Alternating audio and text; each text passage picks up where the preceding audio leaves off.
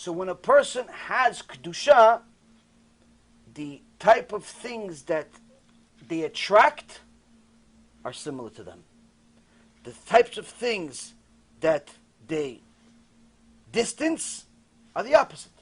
The tumah is scared of it. The kedusha connects to it. A holy woman, a holy Jewish woman, is always going to get somebody that's close to her. How do we know? The Gemara, Masechet Sotah, page 2a, says a person gets a zivug based on ma'asav, based on his actions. Which means that the zivug of a person is based on his actions now, not what he did in the past, and not what he would do in the future. It's a revolving wheel. Why? Because HaKadosh Baruch Hu says, based on what you're doing, that could change. I put you into the world, and you came into the world already a level 7. The zivug that I decided for you before I brought you to the world also was a level 7, from 1 to 10. 1 is, let's say, Esav. 10 means you're Yaakov, Tzaddik. You're 7, you're good. The zivug that I picked for you also was a 7, but both of you were babies.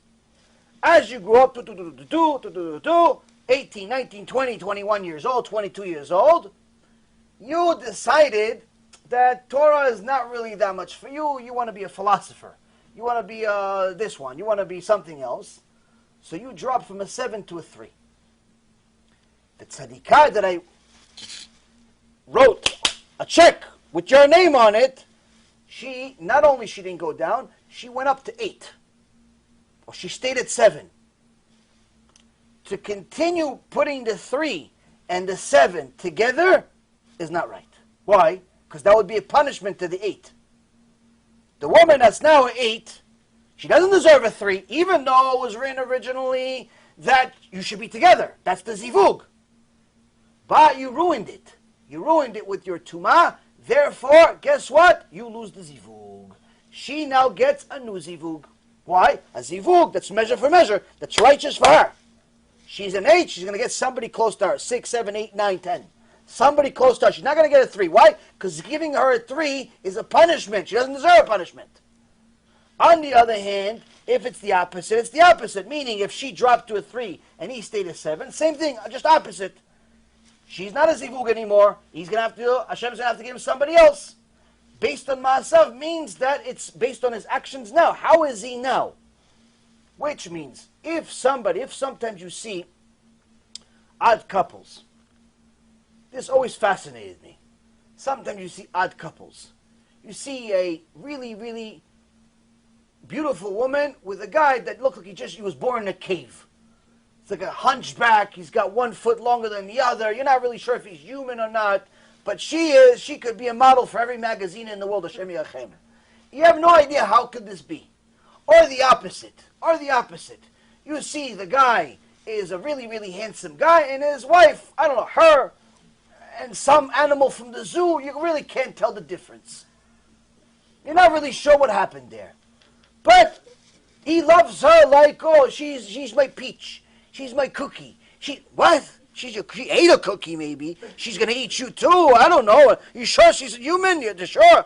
You're not sure. But you see them together, they're lovebirds. You're not really sure. Same thing happens in the religious world sometimes. Sometimes you see a woman, she looks like Mama Sarai Imenu.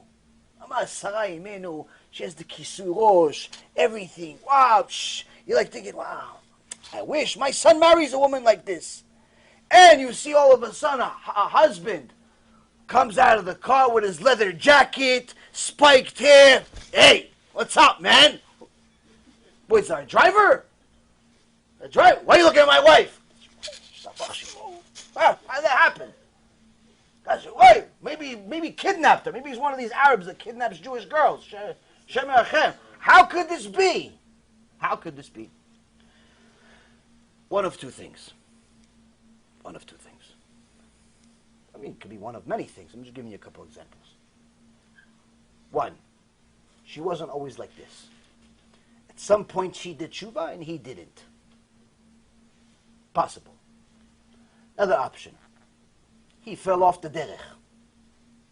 She did Teshuva. She's stronger. Or, on the opposite, they were both religious, but he fell off the derech, he became thug. Third option is the most relevant. Because the first two you already figured out for yourself. Third option is this. Third option is, she's not really like that. It's all fake. Meaning, she looks like that. She has the kisui rosh, but what goes on in her mind and what her hands do and what garbage comes out of her mouth, Hashem yirachem aleinu. Korach ve'adato is saying, look at her, how come she's not here with us? The garbage and filth that come out of this woman's mouth is despicable beyond despicable. And when I'm saying this to you, I already have a few pictures in mind of who it is. They look, I'm telling you, like they just came from Mamash, the school of Sarah Imenu Institute. They look, they have turbans like the Rambam. They have, modest as modest can be. But the filth and garbage they write on the internet against me, Rab Mizrahi, anybody that says the truth, against the Torah, against Hashem, against Tzaddikim, ooh, wah. You look at them, Rabbanit. You start seeing what they write, stuff that they say, Hashem mirachem aleinu. Why? It's all fake. It's all fake. It's just a fashion show. It's a fashion show, Rabotai. That's why the husband looks like that, or vice versa. He looks like a tzaddik, she looks like she just came from 42nd Street. Same thing. Why? He's a faker. He's a faker. So, when you're really kadosh, Hashem brings you kedusha. You're tameh, Hashem brings you tumah. That's it. That's how Hashem runs the world. That's how Hashem runs the world. Don't ask questions of Hashem. Ask questions of, what are they doing to get this? This accident didn't happen. It's accidentally. This accident was not an accident. It's not an accident. There's no such thing as an accident. Everything is precisely manipulated, moved, influenced by Kadosh Baruch Hu. Everything. Everything. No accidents in Shemayim. So, if a woman sanctifies herself, takes on herself purity, makes sure that she stays pure, make sure that she protects herself, make sure that she treats herself like a Bat Yisrael, guess what? HaKadosh Baruch Hu will reward her handsomely. So much so that there was a woman in the Gemara that all of the sons she had became Kohanim Gdolim. To such an extent, the Gemara says that all of the sages came to her and said, how is it possible that every one of your sons is Gdol Ador? One son, okay. Two sons, every 7 sons, all of them Gdolei Ador. All of them the biggest rabbis in the world, the most pure rabbis in the world, the best in the world. How? What'd you do? She says, Miyamai, my entire life, I never even let the walls in my own house see my hair. She hired a woman to cover her with a bed sheet so she could change her kisui rosh inside her own house. The walls didn't, this is not halacha. You don't need to do that. In your own house, as long as there's no other man other than your husband, you could have no kisui rosh if you don't want. But most people that have kisui rosh, eventually they wear it all the time. But you don't have to. She took it to the next level. She says, wait a minute. Yes, there's no human being here. Yes, there's no stranger here. But a Kadosh Baruch Hu is in my house all the time. Now, Kadosh Baruch Hu, I know you can see everything. With the sheet, without the sheet. But this is the best I can do. To be modest in front of you also. That is a kosher woman. That's a clean mind. That's a mind that knows that Kadosh Baruch Hu is here. And that's how you have sons that are Gdolei Ador. That's how you have sons that say, thank you, Ima, thank you, Abba.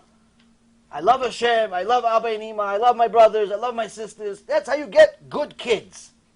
Why? By being good parents, being good people. Nobody in the world has ever lost for doing a mitzvah in the end. It looks sometimes like you're losing, but that's only momentarily. That's the test. Do you really want it? If you have bitachon, you'll pass the test. You don't have bitachon, you'll fail it miserably. How do you make sure you have bitachon? First and foremost, answer the questions you have, learn about it, and most importantly, don't ruin it with all the poison, all the secular stuff, politics, garbage of the world, don't ruin it with all that stuff. Even business has its time and day. Everything has its time and day. If a person monitors their eyes, monitors their speech, it's only a matter of time before they become a very holy person. Only a matter of time. Anything else? Yeah.